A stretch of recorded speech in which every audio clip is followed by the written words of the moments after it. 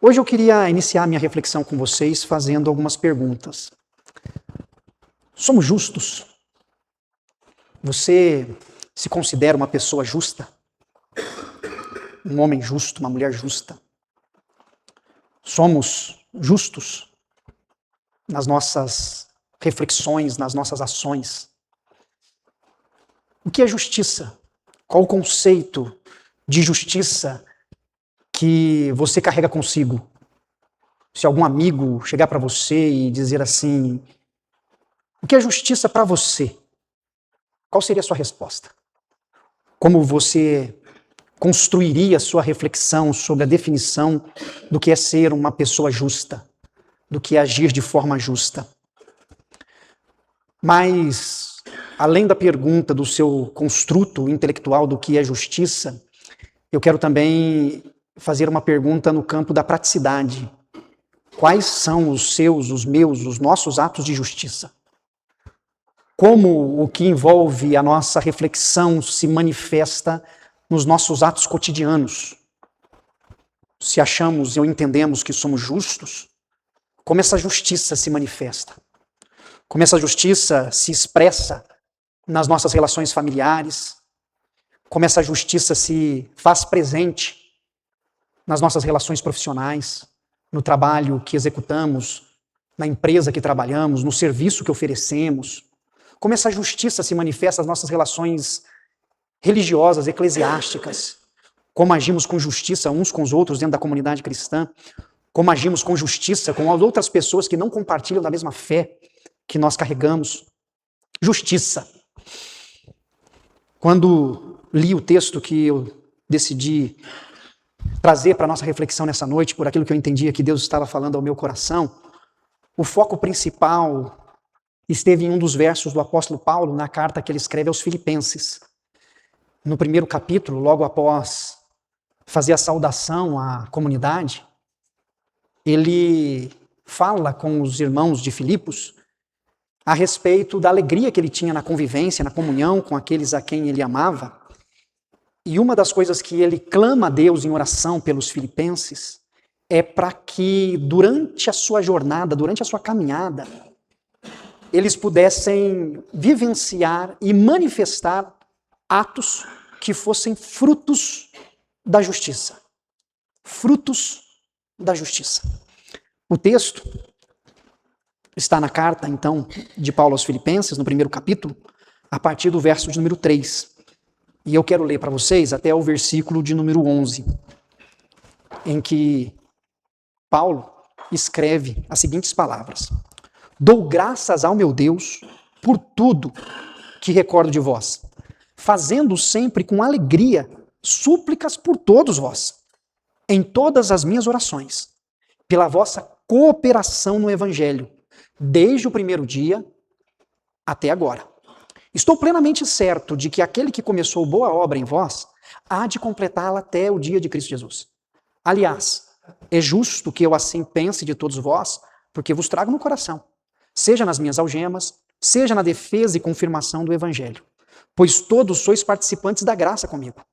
Pois minha testemunha é Deus, da saudade que tenho de todos vós, na terna misericórdia de Cristo Jesus. E também faço esta oração: que o vosso amor aumente mais e mais, em pleno conhecimento e toda a percepção, para provardes as coisas excelentes e serdes sinceros e inculpáveis para o dia de Cristo, cheios do fruto de justiça, o qual é mediante Jesus Cristo, para a glória e louvor de Deus. Amém. Até aí.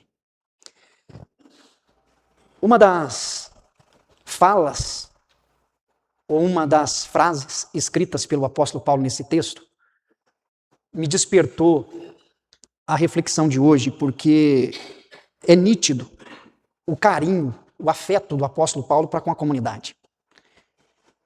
Paulo, ele enfatiza a sua preocupação com a comunidade pela relação íntima e profunda que ele tem. Ele fala a respeito do seu amor, da sua gratidão, porque a comunidade de Filipos foi uma comunidade presente na vida do apóstolo Paulo. Nos momentos de maiores dificuldades pelo qual o apóstolo Paulo passou, a comunidade de Filipos se fez presente, orando, enviando ofertas, e sendo solidária com o apóstolo Paulo nas suas dificuldades. E Paulo fala da sua gratidão por tudo isso. Ele usa, inclusive nos versos que nós lemos, palavras que expressam o quanto os cristãos de Filipos estavam presentes, mesmo estando distantes da vida do apóstolo Paulo. Estavam presentes na postura, na cooperação, mas estavam distantes geograficamente porque o apóstolo Paulo está preso.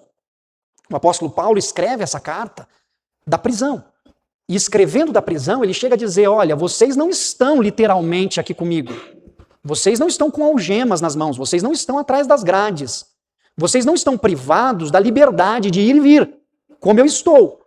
Mas eu sei que vocês participam comigo desse sofrimento pelo qual eu estou submetido, porque vocês cooperaram, vocês foram presentes durante todo o tempo em que eu exerci o meu ministério. O apóstolo Paulo inicia os versos que nós lemos falando a respeito disso, dizendo, olha, o que eu escrevo para vocês é com muita gratidão, e por isso, por tanto amor que eu tenho por vocês, por tanto carinho, por tanto afeto, a minha oração é.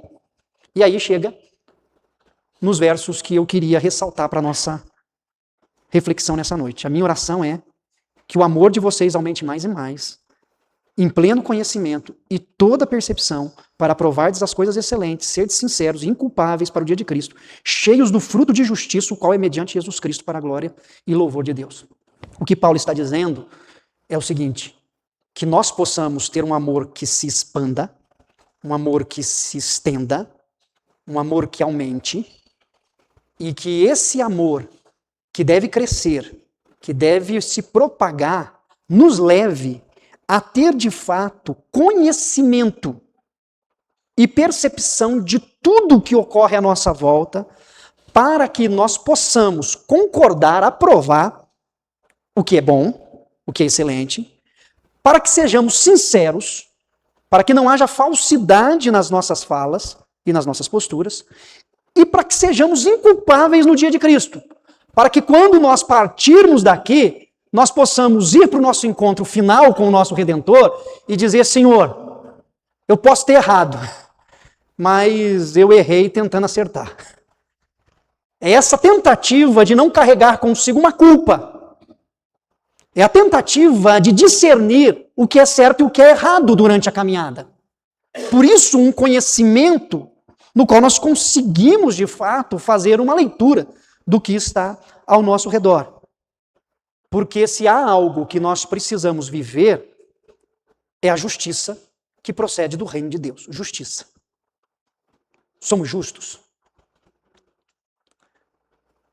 Houve um conceito de justiça que foi compreendido pelos judeus, pelos rabinos.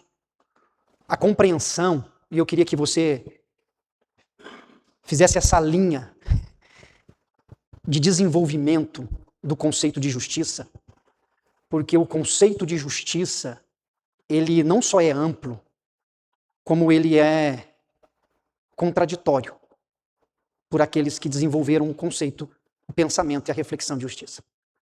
E todos estes que fizeram parte de uma reflexão conceitual, prática da justiça, fizeram com a intenção de fazer o melhor. Portanto, na cultura rabínica, a ideia de justiça é uma ideia retributiva. Você fez, você recebe. A leitura e a releitura do Pentateuco, das leis mosaicas, do Código de Hammurabi, tudo isso levou a uma reflexão de retribuição. O que é justo? Justo é retribuir na mesma medida. Isso é justiça para a literatura rabínica. Então, se você construiu uma casa e você construiu com os fundamentos errados, essa casa desabou e matou os moradores dela, você deve ser soterrado também e morrer da mesma forma como a sua ação causou um mal. É retributiva. Você paga na mesma moeda o mal que você fez. Se o seu animal causou algum prejuízo numa fazenda vizinha, você será também alvo do mesmo prejuízo que você causou ao seu vizinho. Justiça retributiva. É na mesma moeda. Olho por olho, dente por dente. A lei de Italião. Essa é a lei de Italião. O mal que você fez, o prejuízo que você causou, você recebe em justa medida. Mas não ficou aí o conceito de justiça, ele foi se desenvolvendo. Havia na comunidade de Qumran, essa é uma comunidade que se descobriu que ela existia no século II a.C. até o século I depois de Cristo, que era uma comunidade de espiritualidade, que seguia a lei mosaica, mas que acrescentou à lei mosaica a ideia do mestre da justiça. O mestre da justiça era um líder religioso, um sacerdote, ou um líder espiritual. E a ideia de justiça para eles não era só a ideia retributiva, mas havia um conceito também de moral. Ou seja, o que aquele líder determinava como correto deveria ser seguido. Portanto, se ele dissesse que para você ser justo, você precisa fazer favores a outras pessoas, e os favores fossem expressados de maneira clara quais seriam, era correto e justo na sua moralidade, na sua justiça, você cumpriu o que o mestre da justiça determinava. Então saiu de uma ideia só da retribuição para uma ideia de um conceito moral. Já não é só a lei enquanto lei, mas é a ideia de alguém que prescreve um comportamento que é considerado como adequado. E o conceito de justiça prosseguiu. Na filosofia, Aristóteles, ele trouxe para o conceito de justiça a ideia do meio termo. O que é ser justo? É você viver no meio termo. É você não cair nos excessos. Para que você consiga viver uma vida justa. Então, se você cair no extremo, por exemplo, na administração dos seus recursos, de ser alguém que não tem cuidado nenhum com as suas finanças, dá tudo que você tem, você vai causar um mal. Mas se você for ganancioso também, por outro lado, for avarento, você vai causar um mal. Então a justiça, o justo é você ser o quê? Generoso, você pega o meio termo. Você não cai no extremo e você não cai um no outro. Você segue uma linha aonde os opostos não são demonstrados ou vivenciados. Isso é justo, uma vida justa. E isso era aplicado para tudo. Numa relação, você não pode se dar demais, mas também você não pode não se dar. Então você tem que dar o meio termo. É justo. Conceito de justiça. Mas não parou por aí. Veio outros filósofos, como Rousseau, e alguns filósofos do seu tempo, que disse que a justiça é um construto daquilo que nós acabamos por fazer concordando de maneira implícita. Então, suponhamos, vivemos numa sociedade. Quando nós saímos da nossa casa e usamos as ruas pavimentadas, nós já estamos concordando, isso é justo, de que nós devemos pagar impostos para que se pavimente as ruas, para que se construa calçadas. É um construto social, ou seja, a partir do momento que eu usufruo de algo que existe, já se leva em conta que é justo. Todas as exigências que tem por trás quando alguns grupos de pessoas fizeram um contrato sobre aquilo. Quando você pega o seu carro e pega as rodovias, por mais que você reclame de pagar pedágio, já há uma justiça, porque se você tem um carro e está andando numa rua pavimentada, leva-se em conta que você já aceitou o que foi acordado. O construto social de justiça. Você pode dizer, mas eu não participei da reunião. Eu não estava naquele dia em que se reuniram e decidiram. Eu não vou pagar. Se você pegou seu carro e saiu, é justo. É justiça. Está implícito. Mas você pensa que parou por aí? Não parou. Rawls, um filósofo americano, desenvolveu alguns conceitos de justiça, que é muito usado principalmente na nossa sociedade brasileira, pelo menos na teoria. E Rawls, ele trouxe a ideia de que justiça é você defender o princípio da liberdade e você entender o princípio da equidade social e econômica. E a partir do princípio da liberdade e do princípio da equidade social e econômica, vem muitas outras coisas das quais nós estamos habituados a ver, não nos conceitos teóricos, mas na prática do que nós vivemos. O princípio da diferença, o princípio da igualdade de oportunidades, e por aí vai. E isso está presente na nossa reflexão quando nós pensamos em justiça. Eu quis fazer esse breve histórico de algumas ideias, sem entrar em detalhes a respeito delas, mas só para que você entenda todos os princípios que existem, porque eles estão presentes na sua mente, quer você tenha consciência disso ou não. A forma como nós pensamos o que é justo ou o que não é justo faz parte de uma construção de ideias que está presente na sociedade que nós vivemos. Seja ela influenciada por Rawls, seja influenciada por Aristóteles, seja pela questão dos rabinos, seja da espiritualidade, como era a comunidade de Qumran. Isso está presente num conceito de justiça. E isso envolve a nossa vida em todas as esferas. Não se limita a um conceito político, se limita à vida como um todo. Se nós levarmos em consideração polis, política, como a vida, em todo, sim. Mas a questão não é referente ou em relação a um pensamento de uma ideologia ou de outra, mas é a maneira como nós vivemos. A forma como você age dentro de casa está muito associada ao que você entende por justiça. Se você acha que a sua casa é um lugar de responsabilidade de todos ou de dever de apenas um, é uma reflexão de justiça. Se você acha que o dever da produção no campo de seu trabalho se deve a um grupo ou a todos, é um pensamento sobre justiça. Tudo que envolve os nossos atos se reflete na questão de justiça, o que é justo e o que não é justo. Só que, lamentavelmente, nós pensamos em justiça de uma maneira muito simplória, sem se aprofundar. E o que Paulo está dizendo para a igreja é que, pela afeição que ele tem para a comunidade, é que a oração dele é para que a igreja possa ter pleno conhecimento e toda percepção do que de fato acontece à sua volta, para que a visão se estenda e que o pensamento e a atitude não seja limitada. Paulo está falando sobre o conceito de justiça. O que é justiça? Frases que nós ouvimos no nosso cotidiano refletem como nós entendemos a justiça. Bem feito. Teve o que mereceu. É um conceito de justiça, justiça retributiva. Fez o mal, tá vendo? Pagou. Ou você pode ter um sistema de justiça, inclusive um pouco mais pesado. Porque você pode exigir uma pena que seja maior do que o crime cometido. Isso é justiça.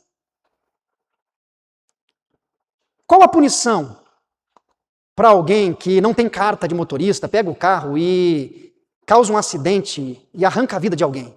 Isso é um conceito de justiça. Olha, foi pego, não tinha carteira. Mas e uma pessoa que tem carteira? E ela pega o carro, acontece o mesmo acidente, morre a mesma pessoa. Muda a justiça? Por que muda? Porque ele cumpriu uma exigência da lei, ele tem carteira, o outro não tem. Então, vocês estão entendendo como a justiça é complexa? Porque o que se leva em conta nesse caso já não é mais o fim, a perda da vida, mas é o cumprimento ou descumprimento de algumas regras, independente do fim. Justiça. O que é justo? Como exercer justiça?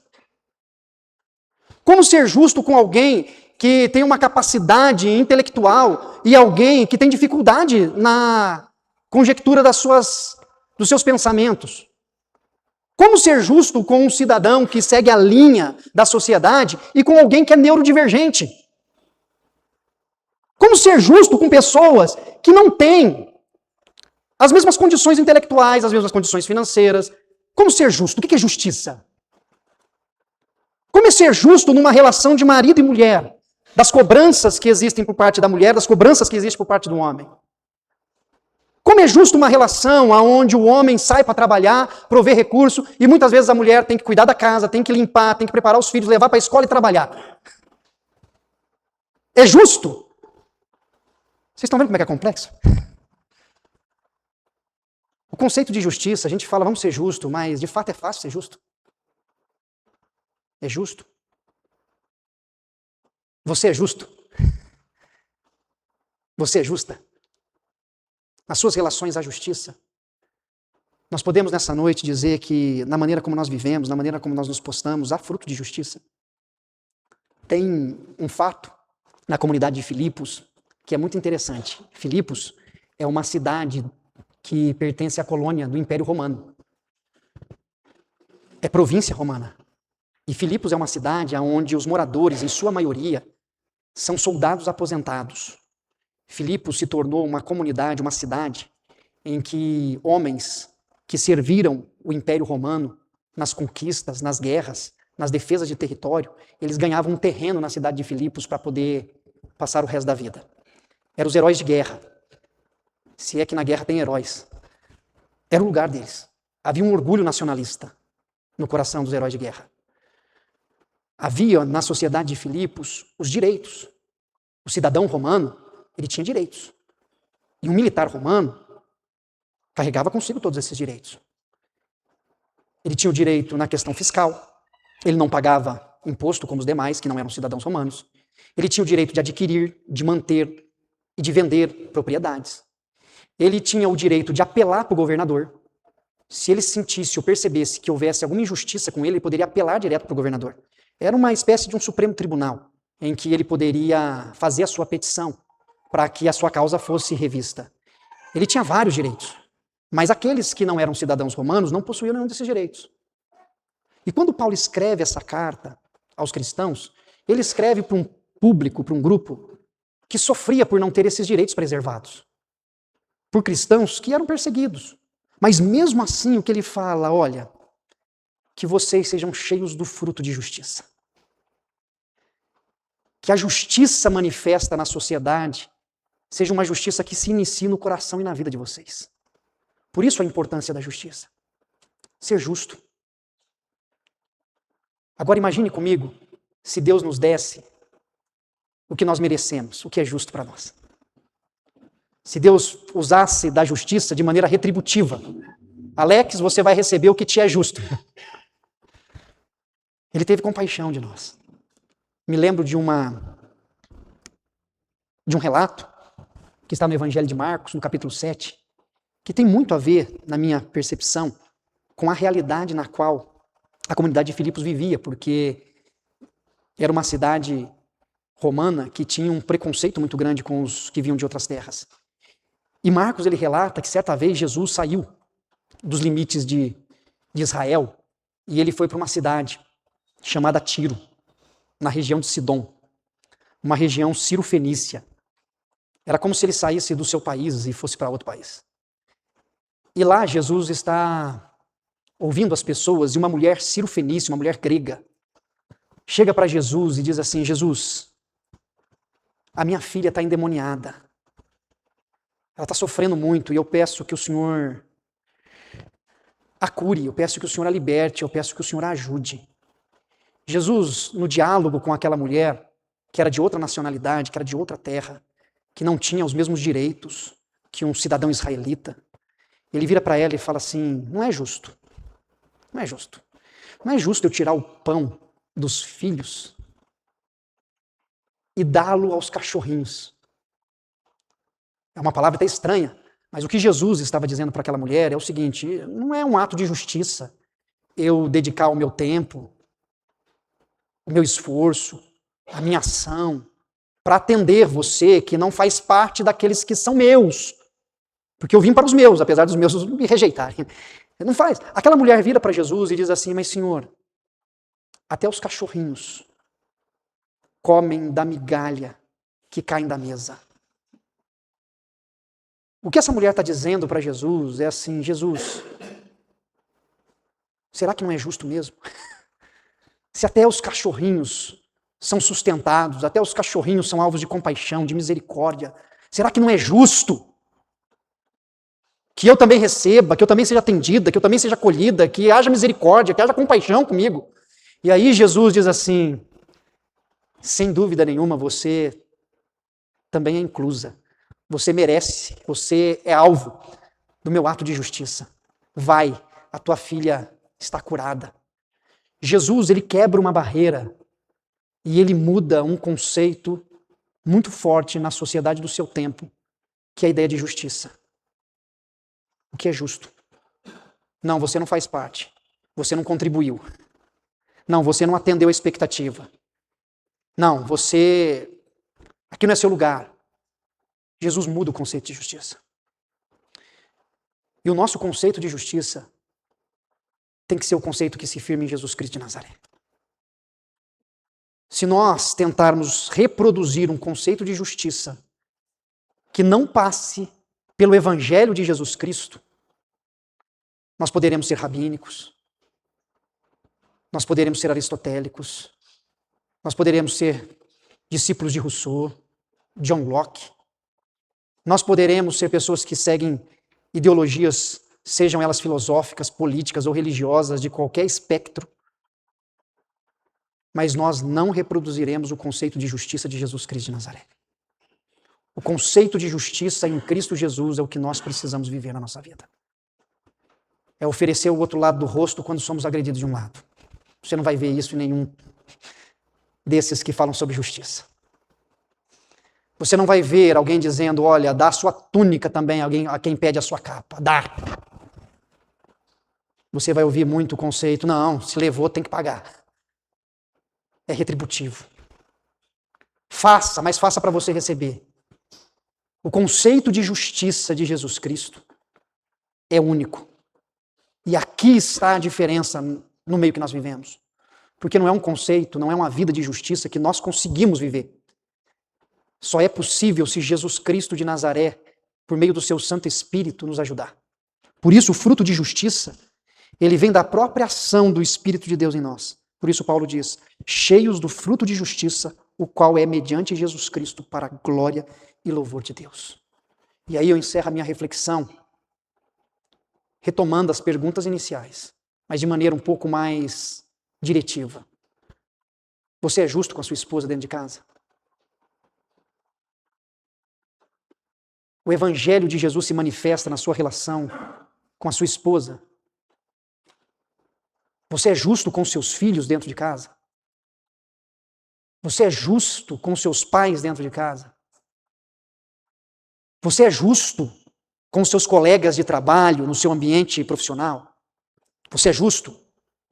O que você quer para você, você também quer para ele? O que você acha digno para você, você acha digno para eles? Você é justo com aquele que passa na porta da sua casa pedindo o que comer, porque ele não tem o que comer? Você é justo com aquele que sofreu uma perda tão grande que não consegue se realocar na sociedade? Você é justo com ele? Ou você diz, cada um com seus problemas? Você é justo com as pessoas que estão à sua volta? Há fruto de justiça. Você olha para as relações e situações à sua volta e fala, o que Jesus Cristo viveria como justo? Somos justos? Ou pelo menos temos sido transformados à imagem de Cristo Jesus em nossos atos para que eles expressem mais justiça? Porque a nossa natureza humana pecaminosa, ela é injusta. É do caráter humano caído ser injusto. Mas um coração que é alcançado pela graça de Deus em Cristo Jesus é um coração que vai se transformando, vai se moldando. E quando vamos crescendo em amor, quando esse amor vai se expandindo, quando a nossa mente vai se abrindo, quando as escamas dos nossos olhos vão caindo, e nós percebemos que há muito mais coisas por trás de um conceito tão simples na fala, mas tão complexo na prática, que as nossas atitudes vão de fato sendo transformadas. E a minha oração hoje, junto com vocês, é que nós possamos crescer em amor, que o nosso amor aumente, que o nosso conhecimento se abra, que a nossa percepção não seja superficial, que nós possamos aprovar as coisas que são excelentes, que nós possamos ser sinceros na nossa reflexão e que nós possamos chegar no dia de Cristo dizendo, Senhor, eu posso ter errado, mas eu fiz o possível para poder fazer o que fosse o melhor e chegar inculpável nesse dia. E que nós possamos apresentar ao nosso Senhor os frutos de justiça que foram produzidos por Ele mesmo através de nós num mundo de injustiça. E que o nome de Cristo seja assim glorificado e exaltado. Que Deus assim nos abençoe. Feche seus olhos, curve sua cabeça. Se você consegue nessa noite diagnosticar atos de injustiça na sua vida, seja nas relações familiares, profissionais, eclesiásticas, sejam em relações que você estabeleça com outras pessoas, peça para que o Espírito de Deus te ajude e que toda injustiça seja transformada em atos de justiça pela glória e pelo poder de Deus Pai. Que possamos nos lembrar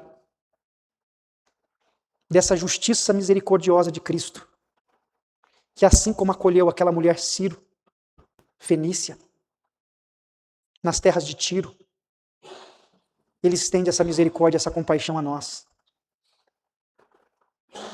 Pode não parecer justo a compaixão, a misericórdia, a doação, a entrega, mas Ele fez isso por nós. O castigo que nos traz a paz estava sobre Ele. Pelas suas pisaduras nós fomos sarados. O que nós merecíamos, Jesus levou sobre si, Ele pagou a nossa conta, Ele pagou a nossa dívida. Ele nos perdoou por compaixão e misericórdia. Que sejamos justos com as pessoas. Se Jesus olhou para nós em nossa limitação, em nossa fragilidade, em nossa deficiência, que a nossa justiça passe pelos mesmos princípios e conceitos, e quando olharmos para alguém que está à nossa volta, que façamos da mesma forma como Jesus fez conosco. Isso é justo. Isso é justiça. Senhor, tem compaixão de nós, Pai. Queremos confessar o nosso pecado porque somos injustos, ó Deus, somos injustos. E tem várias formas de expressarmos isso com palavras, ó Deus. Nós somos injustos quando achamos que os nossos filhos, quando erram, merecem compaixão. Mas quando os filhos dos outros erram, merecem punição. Nós somos injustos quando cometemos um ato, quando fraudamos alguém ou quando dizemos mal. Achamos que isso deve ser levado em conta pela pressão, pela circunstância. Mas exigimos da parte dos outros, quando cometem o mesmo erro, que elas possam pagar até o último centavo do que fraudaram, ou até mesmo possam ser punidas pelo mal que falaram. Nós somos injustos, ó Deus, quando pensamos só em nós mesmos. Ah, Senhor, tem compaixão da gente. Tem misericórdia de nós. Que o Senhor possa, por meio do seu Espírito, nos ajudar para que haja frutos de justiça a partir da nossa vida, Deus. São tantos conceitos, ó Deus, que estão presentes na nossa sociedade. São tantos conceitos que estão presentes na nossa mente, Pai. Cada assunto que se debate. Tudo isso está em voga. Como entendemos assuntos tão simples e tão complexos. Mas o que nós queremos pedir é que a nossa mente possa estar cativa ao Senhor. Que o nosso coração possa estar submisso ao Senhor. E que a maneira como venhamos a viver seja uma forma que glorifique o Teu nome. Mesmo num mundo injusto. Mesmo numa sociedade em que muitas injustiças possam estar presentes. Que nós possamos viver a justiça do Teu reino. E expressar assim que em Cristo Jesus tudo é diferente. Sê conosco, ó Pai, é o que pedimos em nome de Jesus Cristo, nosso Senhor amado. Amém, ó Pai.